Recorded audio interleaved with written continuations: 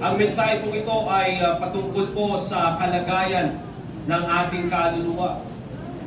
Dahil minsan po pag may nagtanong sa atin, kung sakaling darating sa iyo ang kamatayan, kapag dumating ang oras na ikaw ay mamamatay, sigurado ka bang sa langit ka pupunta?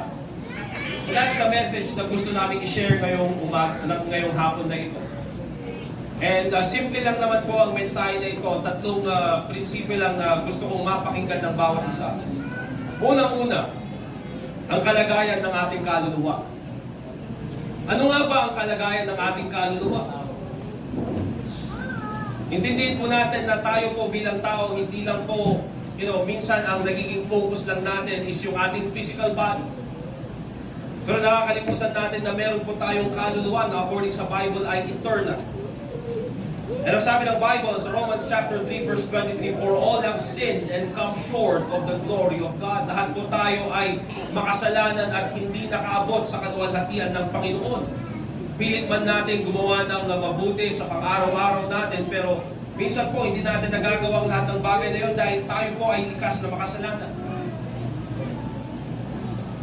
Pangalawa po, yung kasalanan na yun may kapalit. According sa Bible, sa Romans chapter 6, verse 23, "For the wages of sin is death." Ang kapalit ng kasalanan, ang kabayaran ng kasalanan ay kamatayan. Karamihan po sa atin, aminin po natin, ang alam lang natin na kamatayan is pag nakita natin yung katawan natin or yung pagka ninagutan tayo ng hininga.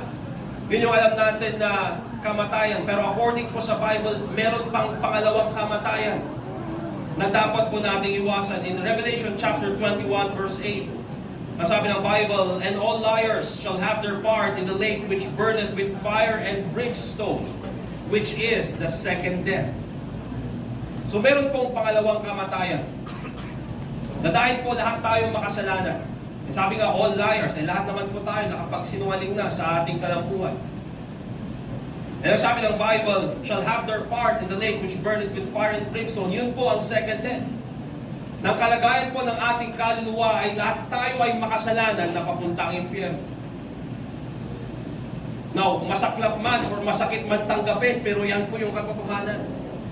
At hindi po magsisinungaling sa inyo ang salita ng Diyos at sasabihin na okay ka lang at wala kang kailangang gawin, na ipagpatuloy mo lang ang buhay mo. Hindi, sinasabi ng Bible, dahil mahal tayo ng Panginoon, binibigyan niya tayo ng pagkakataon nang sa ganon ay magkaroon tayo ng kaligtasan. Ang ating pong kaluluwa ay papuntang impyerno. Yan po ang katotohanan na kailangang malaman ng bawat isa sa atin ngayong hapon na ito. Pero kahit na po ganyan yung ating kalagayan, ito po ang gusto kong malaman ng bawat isa. Ano man ang kalagayan natin, sa oras na ito, lahat po tayo ay mahal ng Diyos. Mahal ka ng Diyos.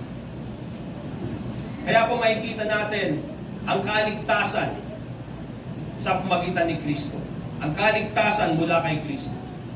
Kahit na po tayo ay makasalanan papuntang impyerno, pero dahil mahal po tayo ng Panginoon at nakita niya na hindi natin kayang iligtas yung ating sarili, kaya siya gumawa ng paraan nang sa ganon tayo ay magkaroon ng kaligtasan. Ang sabi ng Bible sa Romans 5:8, "But God commended His love toward us." Ipinakita niya, ibinigay niya ang pag-ibig niya sa atin, in that while we were yet sinners, kahit na makasalanan tayo, Christ died for us. Yan po ang sabi ng Bible. Kaya po namatay si Jesus Christ sa cross ay para po sa atin.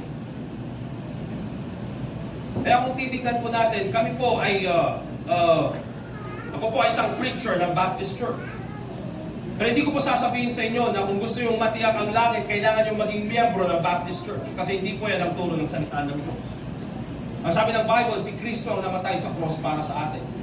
Christ died for us. Kasi kung titignan po natin, siguro marami sa atin, kaya nating ibigay yung buhay natin para sa ating mga mahal sa buhay. Siguro may magtatanong sa'yo kung kaya mo bang ibigay ang buhay mo para sa iyong asawa, pwede mong gawin yan. Dahil sa iyong pag-ibig, dahil asawa mo siya. Para sa iyong mga anak, pwede mong gawin yan. Para sa iyong mga kapamilya, baka pwede mong gawin yan. Pero paano pag tinanong para sa iyong kapitbahay? Mamaya, medyo mahirap na. Paano naman sa mga taong hindi mo kakilala, pwede mo bang ialay ang iyong buhay para sa kanila? Minsan, hindi na tayo makakasagot. Daw, paano pag tinanong, pwede mo ba or gusto bang ialay ang iyong buhay para sa mga kasalanan? Baka ayaw din natin. Pero ganyan po yung ginawa ng ating Panginoon dahil mahal niya tayo. God commended His love toward us in that while we were yet sinners, Christ died for us. Si Jesus Christ po, siya ang namatay sa krus, siya ang inilibing, at muling nabuhay bilang kabayaran ng ating mga kasalanan. Kaya siya lang po ang pwedeng magligtas sa atin. Hindi po religiyon, hindi po paggawa ng mabuti. Kahit salihan niyo po lahat ng simbahan, hindi po kayo maliligtas kung wala po kayo kay Kristo. Sabi din ng Bible kanina sa Romans chapter 6 verse 23, for the wages of sin is death, but the gift of God is eternal life through Jesus Christ our Lord. Regalo ng Diyos ay buhay na walang hanggan sa pamamagitan ng ating Panginoong Jesucristo. Regalo po yan na inaalay sa atin, na binibigay sa bawat isa sa atin. Kaya pag sinabi po natin regalo, ito po ay bagay na libre, na hindi natin kailangang magtrabaho para makamit. Ito po ay libreng binibigay sa atin, at ang kailangan lang natin gawin ay tanggapin itong regalo na ito. Ganyan po ang kaligtasan. Kaya po ang kaligtasan na mula kay Kristo, hindi po yan sa relihiyon o hindi po yan sa paggawa ng mabuti. Magandang bagay po yung paggawa ng mabuti, pero hindi kanya madadala sa langit dahil lahat po tayo makasalanan. Ang pwede nang magligtas sa atin ay si Kristo Jesus, kasi siya yung namatay sa cross, nilibing at muling nabuhay. Ang sabi din ng Bible sa John 3:16, naiwala kong siguro karamihan sa atin ay napakinggan na itong verse na ito. Sabi ng Bible, for God so loved the world that He gave His only begotten Son. Ano sabi niya? That whosoever, kung sino man ang manampalataya sa Kanya, believeth in Him, should not perish, hindi na pupunta sa impyerno, hindi na pupunta sa second death, but have everlasting life. Magkakaroon ng buhay na walang hanggan. Ang buhay na walang hanggan ay makikita lang po yan kay Kristo. Okay? Kaya ang kailangan lang po natin gawin ay manampalataya sa Kanya. So, dito po sa Pilipinas, karamihan po sa atin ay kilala kung sino si Jesus Christ. Siya ang anak ng Diyos na namatay sa krus, nilibing at muling nabuhay. Pero karamihan po ng Pilipino nananampalataya sa kanilang simbahan para sa kanilang kaligtasan. Marami nananampalataya sa kanilang relihiyon nang sa ganoon ay magkaroon sila ng kaligtasan. Maraming nananampalataya sa kanilang paggawa ng mabuti nang sa ganoon ay makarating sila sa langit. Pero ang turo po ng salita ng Diyos, hindi mo kailangang manampalataya sa religiyon, hindi ka niya pwedeng iligtas. Hindi mo kailangan manampalataya sa paggawa ng mabuti. Ang kailangan mo nang gawin, manampalataya sa ating Panginoong Jesucristo. Kaya klaro po ang sinabi ng salita ng Diyos, whosoever believeth in Him, sa ating Panginoong Jesucristo, should not perish but have everlasting life. Kaya po wala pong ibang magliligtas sa atin, kundi po ang ating Panginoong Jesucristo. Siya po ang namatay sa cross, inilibing at muling nabuhay bilang kabayaran ng ating mga kasalanan. So una, nakita po natin yung kalagayan ng ating kaluluwa. Tayo po ay makasalanan papuntang impyerno. Nakita rin po natin ang kaligtasan mula kay Kristo. Ang kailangan lang natin gawin ay manampalataya kay Kristo bilang tagapagligtas. Sabi ng Bible, believe on the Lord Jesus Christ and thou shalt be saved. At ito po ang panghuli, ang katiyakan ng ating kaligtasan. Ang katiyakan ng ating kaligtasan. Kapag ka po tayo ay nagtiwala, nanampalataya kay Kristo bilang tagapagligtas, hindi mo na kailangan magdalawang isip. Dahil ang kaligtasan na yan ay tiyak. Dahil nanggaling po yan sa ating Panginoon. Ang sabi ng Bible sa Titus chapter 1 verse 2, in hope of eternal life which God that cannot lie promised before the world began. Ano po ba ang promise ng ating Panginoon? Ano po ba yung kanyang pangako sa atin? Whosoever believeth in Him should not perish, but have everlasting life. Kaya kung ikaw ay nagtiwala o nanampalataya kay Kristo bilang tagapagligtas, hindi po magsisinungaling ang Panginoon at babawiin niya ang kaligtasan na yan. Bakit? Dahil hindi po sinungaling ang ating Diyos. Tayo po ay pwede tayong magsinungaling sa kapwa nating tao. Kahit yung mga pinagkakatiwalaan nating tao ay pwedeng magsinungaling sa atin. Pero ang Panginoon, kailanman hindi siya magsisinungaling sa atin. Kaya kung sinabi niya na ikaw magkakaroon ng buhay na walang hanggan, magkakaroon ng kaligtasan kung ikaw ay nanampalataya kay Kristo, hindi po niya babawiin ang kanyang mga salita. Sabi rin ng Bible sa John chapter 1 verse 12, "But as many as received Him, to them gave He power to become the sons of God, even to them that believe on His name." Sa mga nanampalataya kay Kristo bilang tagapagligtas, sila po ay nagkaroon ng karapatan na maging anak ng Diyos. Kaya po tiyak yung ating kaligtasan. Dahil kung tayo ay nanampalataya kay Kristo bilang tagapagligtas, tayo po ay magiging anak ng Diyos. At katulad po ng relasyon ng isang mag-ama o isang mag-ina, yung relasyon po natin sa ating mga parents, ay hindi po naging perfecto yung ating relasyon sa ating mga parents. Tayo po bilang mga anak, minsan hindi tayo nakikinig at gumagawa ng kasalanan at dahil dyan tayo ay pinapagalitan, pinapalo ng ating mga magulang. Pero kung pinalo ka o kung ikaw ay pinagalitan ng mga magulang mo, hindi yun ibig sabihin na hindi ka na niya anak. Yun ay nagpapakita na ikaw ay kanyang anak. Bakit? Dahil hindi po nawawala ang relasyon ng isang mag-ama, isang mag-ina. Ano man ang mangyari, saan ka man mapunta, ano man ang gawin mo sa buhay mo, ikaw ay mananatiling anak ng iyong parents. Ganon din po ang kaligtasan natin sa ating Panginoon. Kapag tayo ay nanampalataya kay Kristo bilang tagapagligtas, tayo po ay magiging anak ng Diyos at hindi po mawawala ang relasyon na yan. Kaya po yung ating kaligtasan ay tiyak kay Kristo. Kaya kung babalikan po natin, ano ba yung ating kalagayan ng ating kaluluwa, tayo ay makasalanan papuntang impyerno.